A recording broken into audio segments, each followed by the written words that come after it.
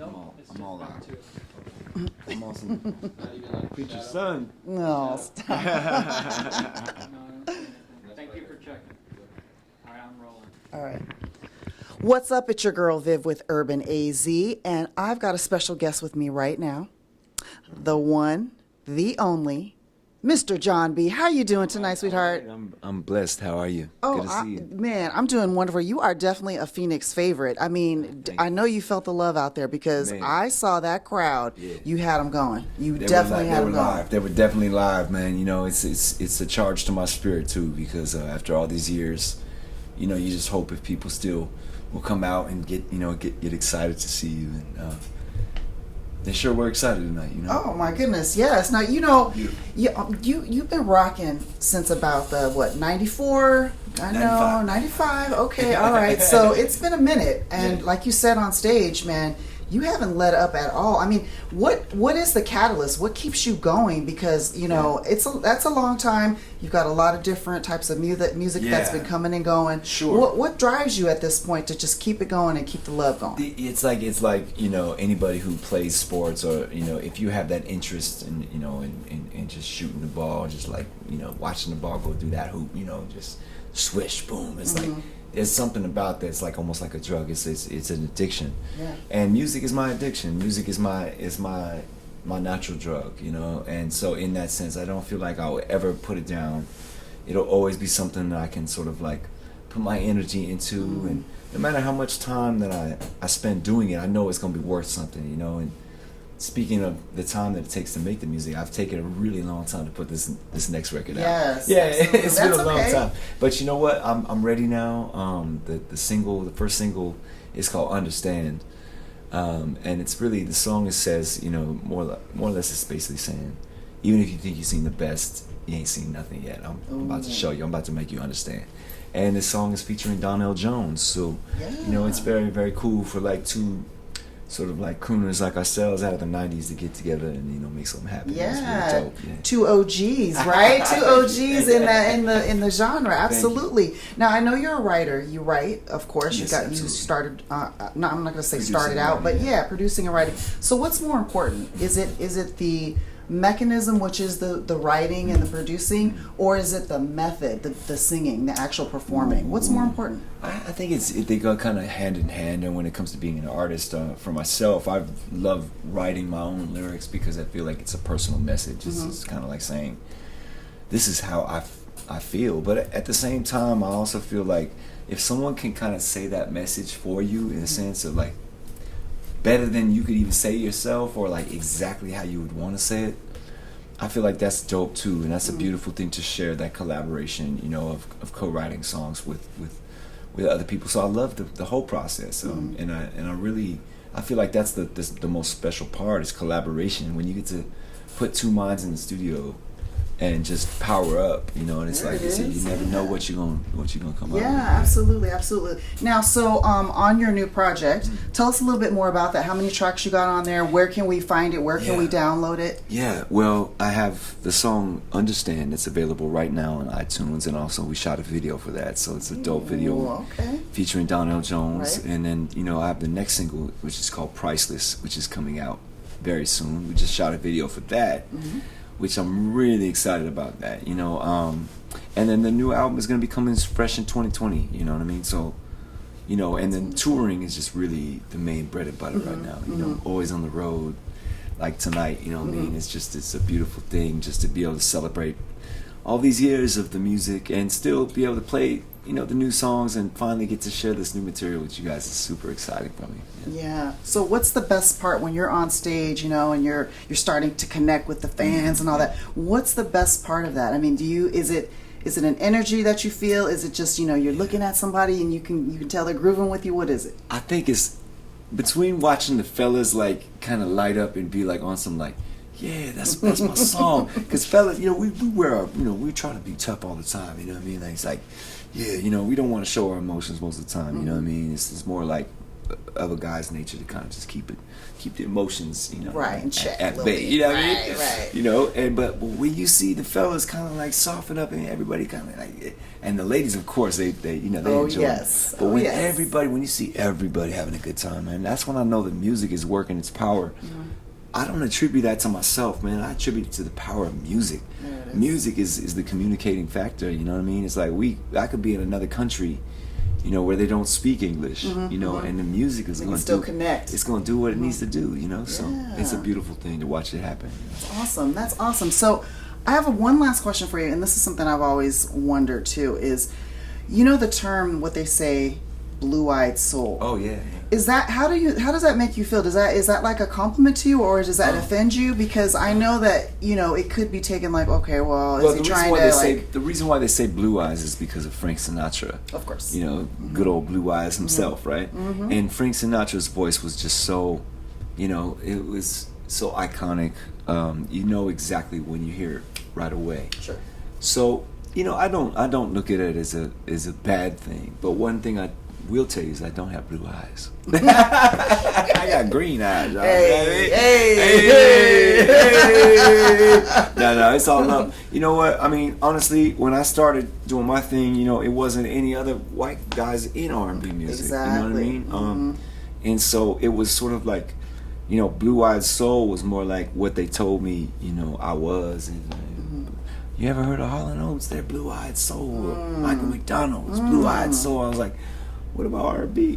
What about right. What about R&B? Like, so my thing was I was always just claiming R&B like a black artist would. You know what I mean? Like, honestly, I'm a human being. God put the voice inside my soul, and He didn't make the mistake when He blessed me with this voice. You know what I mean? And that's what anybody who out there want to question what I do. You need to question God before you question me, homie. Ooh, you know what I mean? Because that's how He blessed me. That's how I came out, doing exactly like this right here. You know what I mean? And you know, I happen to be like one of the pioneers. You know what I mean? As far as like a guy who, you know, really kind of took it upon himself to kind of produce himself and really just, you know, follow after my mentors and not really ask too many questions what people thought, because if I asked questions and I followed what people were telling me back then, they would have told me, you know, nah, you need to be a producer. Don't try to be an artist. Stay behind the scenes more. Yeah, you know what I mean. We don't need like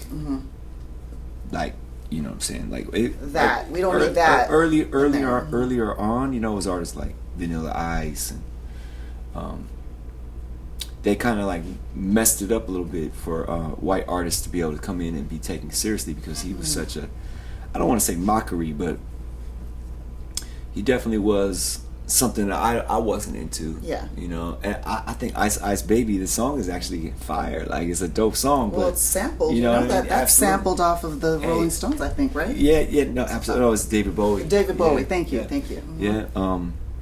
But I think that what it was a culture shock for the first time, and you know, that itself kind of represents a cool little moment in my life, because I was actually in high school when that came out, and I looked at that like, nah, that ain't it, you know. I was into like real I was into real hip hop, you know. So like when it was my turn, I vowed to myself, like, I gotta do this and make it right. And I really didn't want to be an artist for that reason, because I was white. So it was really up to Babyface, and he was the one who was the catalyst for that. He told me, he said, nah, this is your tool. Your artistry is your tool to get your music out. So if you want to share your music with the world, you should be an artist. Yeah, and the rest is history, right? Oh my goodness. So, okay, now this is kind of a pointed question, but is there hope for today's R&B? Because we're in a little crazy situation as far as like the hip hop and all that. But is there hope for R&B at this point? There's always hope for R&B. What we have to do is go back though to our old formulas again, and remember what it took to get here. You know, because we've invented something new with trap soul, which is beautiful. That's generations, sort of like, you know, contribution. But I feel like as many times as my record gets sampled over the last 10 years, we ought to go back to our old school formulas. If y'all like that, then we could do that. Let's just do some new songs that are like the old formulas. Sure. You know, and that has to do with being able to play chords and know how to you know, like actually really Real freaking. music? You know what I mean? Yeah, yeah. Let's just say it's without the real music, okay? You know, it is what it is. That's Let's what's just up. say that. Yeah. That's why I wonder, because I wonder, like, you know, when the OGs come and you guys like really put your soul into the music and you're really singing. And I wonder, are we ever going to go back to that? Because, like I said, what we're hearing now, I'm not saying it's bad either, but it's different. And how is the different? It just doesn't seem like it captures the soul I think the as much. Yeah, to me. the singing part is it's got to be okay to sing out again, because I feel like everybody's really like super mellow. All I wanna do is just talk to you like this, baby. And it's all, you know what I mean? And that's all game and that's swag and all that. But what about yeah. You know, anyway, I want to hear some riffs in there. Oh, baby, you know, like, I want to hear something like this. This is taking the foundation of R&B, where like years and years and years and years and years, and bringing it to the, you know, to right now. So it's taken a lot of years to hold on to that, and I just hope we don't let it go. You know what I mean? Like Me too. I love artists like The Weeknd, because he kind of like took it right off where Michael left off, and like modernized Michael Jackson's style. So I love The Weeknd because it's simplicity. There's genius in simplicity. I agree. And also there's also genius in his approach, his swagger, the way that he delivers lines. You know, like a sentence. You know what I mean? There's a certain amount of swagger and taste and, you know, approach. You have to have a certain approach in order to deliver records right now. You could you know, have something, a simple line, and you give it to one guy and he gonna kill it, and you give it to the next guy who can blow his ass off. He can sing, and he can't not deliver that line. You know what I mean? You're right. It's a formula. There's like a formula for sure. Absolutely. For sure. So you know, I got to give it up to the kids of today. You know what I'm saying? Like Khalid. You know what I mean? Like with such an amazing. He's amazing. Yeah, we've had him before too. You know, and Khalid is like one of my favorites right now. You know, and like on the girl side, you know, her is killing it. You know what I mean? Her writing is, she reminds me of like an older soul from like my era. You know what I mean? Like me too. I feel the same way. She's so young, but that voice, and she's so talented. All the instruments, like you know what I mean? Does all that stuff too. So yeah. So I guess there is hope. You know, I don't feel so. You raised me up. I was like, I'm feeling all depressed about R&B, but you got me. You know, feeling better about it. So yeah. Well, you know what? Again, you're a fan favorite out here in Phoenix, so we thank you for blessing the stage once again. I know it's a different stage, but you know, hey, things move and change. You know, we evolve. So I love it. We do appreciate you. We love you, and there you have it, the one, the only, Mr. Jon B. Thank you, baby. Thank you, love. Appreciate you. And then if we could just get a drop, that would be amazing. Absolutely. And you can just Yeah, whenever you're ready. Hey everybody, I'm Jon B, and you're watching Urban AZ. Excellent. Perfect. Thank you so much. I know that was a little long, but No, that was